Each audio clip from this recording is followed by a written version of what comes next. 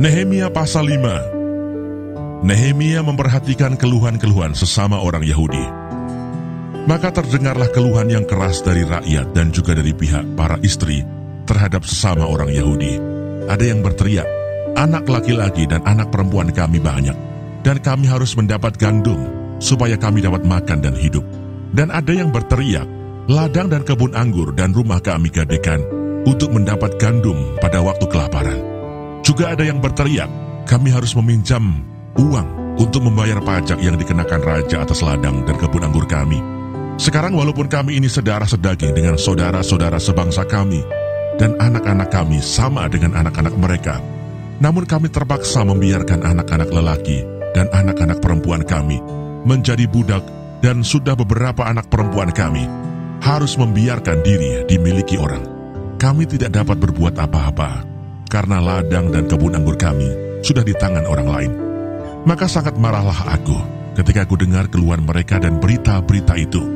Setelah berpikir masak-masak, aku menggugat para pemuka dan para penguasa.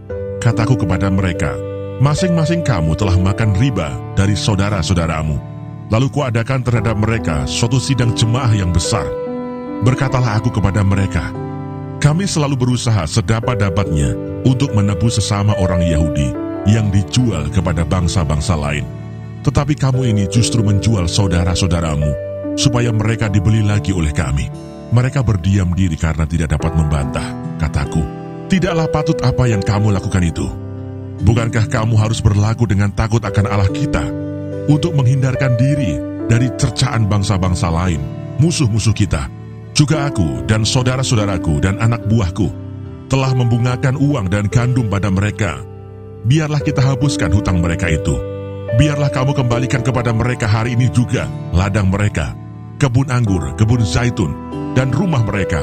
Pula hapuskanlah hutang mereka, yakni uang serta gandum, anggur dan minyak yang kamu tagih daripada mereka. Berkatalah mereka, itu akan kami kembalikan, dan kami tidak akan menuntut apa-apa dari mereka. Kami akan lakukan tepat seperti yang engkau perintahkan. Lalu aku memanggil para imam dan menyuruh mereka bersumpah bahwa mereka akan menepati janji mereka. Juga ku kebas lipatan bajuku sambil berkata, demikianlah setiap orang yang tidak menepati janji ini akan dikebas Allah dari rumahnya dan hasil jerih payahnya. Demikianlah ia dikebas dan menjadi hampa. Dan seluruh jemaah berkata, amin, lalu memuji-muji Tuhan. Maka rakyat berbuat sesuai dengan janji itu. Sikap Nehemia yang tidak mencari keuntungan. Pula sejak aku diangkat sebagai bupati di tanah Yehuda, yakni dari tahun ke-20 sampai tahun ke-30, dua pemerintahan Artasasta, jadi 12 tahun lamanya, aku dan saudara-saudaraku tidak pernah mengambil pembagian yang menjadi hak bupati. Tetapi para bupati yang sebelumnya, yang mendahului aku, sangat memberatkan beban rakyat. Bupati-bupati itu mengambil dari mereka 40 sikal perak sehari untuk bahan makanan dan anggur. Bahkan anak buah mereka merajalela atas rakyat. Tetapi aku tidak berbuat demikian karena takut akan Allah. Aku pun memulai pekerjaan tembok itu, walaupun aku tidak memperoleh ladang. Dan semua anak buahku dikumpulkan di sana khusus untuk pekerjaan itu. Duduk pada mejaku orang-orang Yahudi dan para penguasa, 150 orang.